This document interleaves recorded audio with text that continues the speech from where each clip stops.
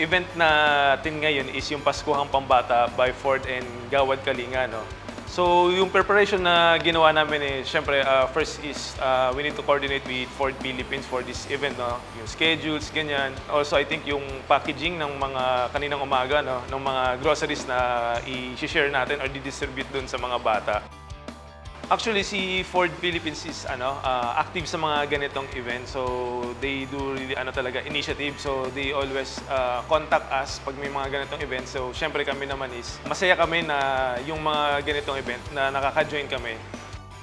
Joining this event with Ford gives us the opportunity to help them. Aside from helping Ford delivering the gifts, maganda rin yung feeling na nakakapag-gift giving to the people. It feels na bumabalik ako doon sa time na nung bata ako, na nakikijoin din ako sa mga activity. Ako yung binibigyan ng gift. Feel of fulfillment pag nakikita ko sila, and then lalo na pag tumutulong or nagbibigay ng something sa kanila. Ako, basta kasama ko yung NGRP, masaya ako eh. So kahit traffic pa yan o hindi, kasama ko, makikita ko mga kagrupo ko, nakapila kami sa convoy. Coupled with the fact that pupunta kami sa isang gift-giving event, parang double whammy.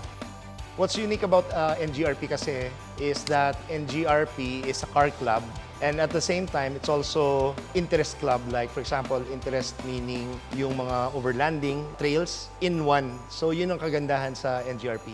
Iba yung feel ng group sa NGRP. Genuine ng open ako sa kanila, and hindi ako nahihiyang magtanong or mag-suggest din.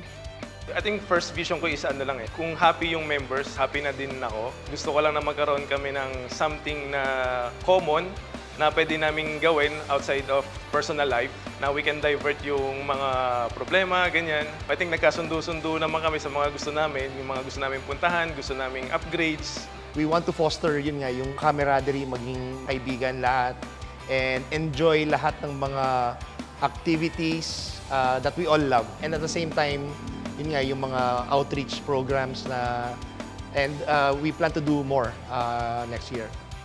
First of all, thank you kay Ford Philippines kasi merong mga ganitong event. So ako, masaya ako na nakakatulong sa mga ganitong event. Siyempre, kapag may nakikita kang masaya, masaya na rin sa pakiramdam.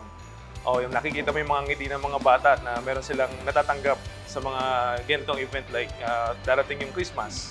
Christmas is actually made for them di ba? So for me, masarap yung feeling if yung gift giving is sa kids. Sharing is caring nga daw eh. Yung time na, yun nga, na ginamit ko dito for this day is worth it talaga siya. Especially yun nga, nakita mo na marami tayong napasaya.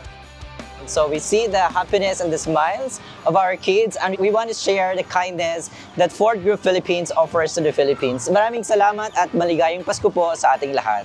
Merry Christmas!